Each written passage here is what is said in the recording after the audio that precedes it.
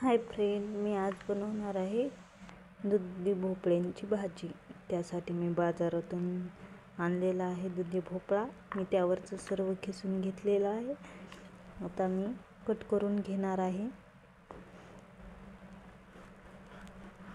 बारीक तुकडे करून घेणार आहे।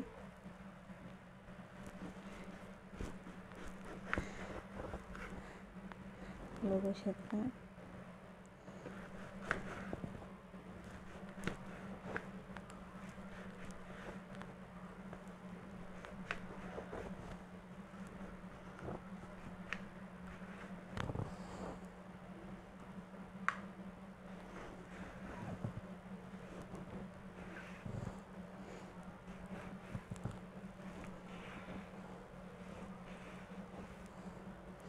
असे मी सर्व बारीक तुकडे करून घेणार आहे कद्दूचे आपल्या। बघूया, बघा अशा प्रकारे मी सर्व कद्दू चिरून घेतलेला आहे। आता मी धुवून घेणार आहे पाण्यात। पाणी टाकून लगेच फोडणी देणार आहे। फोडणीसाठी घेतले मीठ, मिरची, हळद, जिरे, मोहरी, लसूण, अद्रक आणि कोथिंबीर। आता आपण फोडणी देऊया। त्यासाठी मी गॅस चालू केलेला आहे। त्यावर मी कढई ठेवली।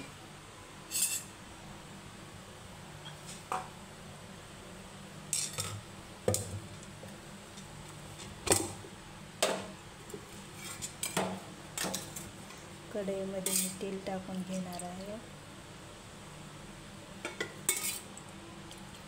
हे छोटे 2 चमचे।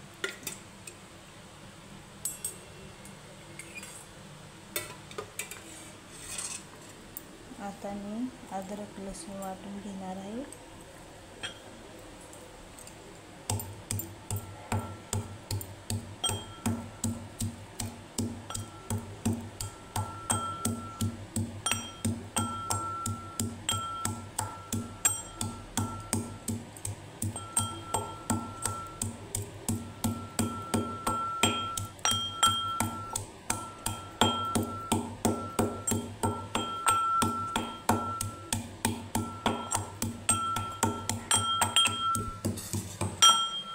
आपलं तेल गरम झालेलं आहे।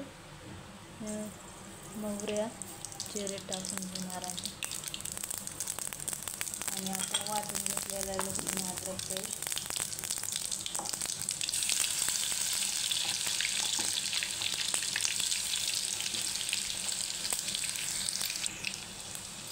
थोडासा कढीपत्ता, थोडीशी कोथिंबीर करून घेणार आहे। आता मी यात हळद, चवीनुसार मीठ, मिरची टाकून घेणार आहे आणि परत मिक्स करणार आहे। आता हे आपण चिरून घेतलेले हे टाकून घेणार आहे कद्दू।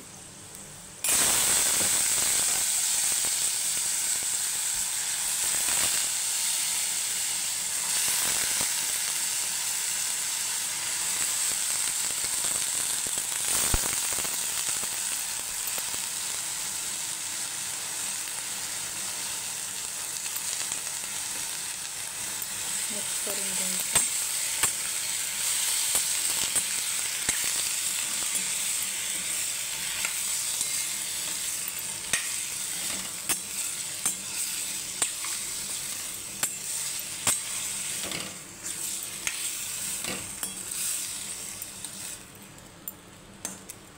बघू शकता असं मिक्स करून घ्यायचं। यात आता शेंगदाण्याचं कूट टाकणार आहे, मिक्स करून घेणार आहे।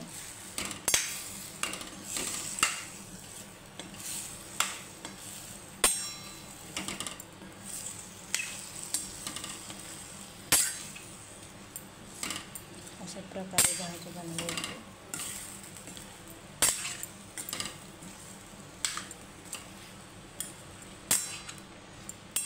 मी यात पाणी ओतणार आहे, रस्सा भाजी करणार आहे, दुधी भोपळ्याची रस्सा भाजी। त्यासाठी मी 1 ग्लास पाणी घेतलं। आता मी पाणी टाकणार आहे।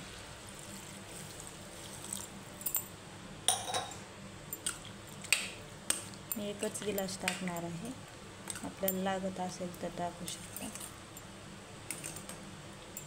हे 5-10 मिनिटात लगेच शिजून जाईल, लवकर शिजतं दुधी भोपळा. बघूया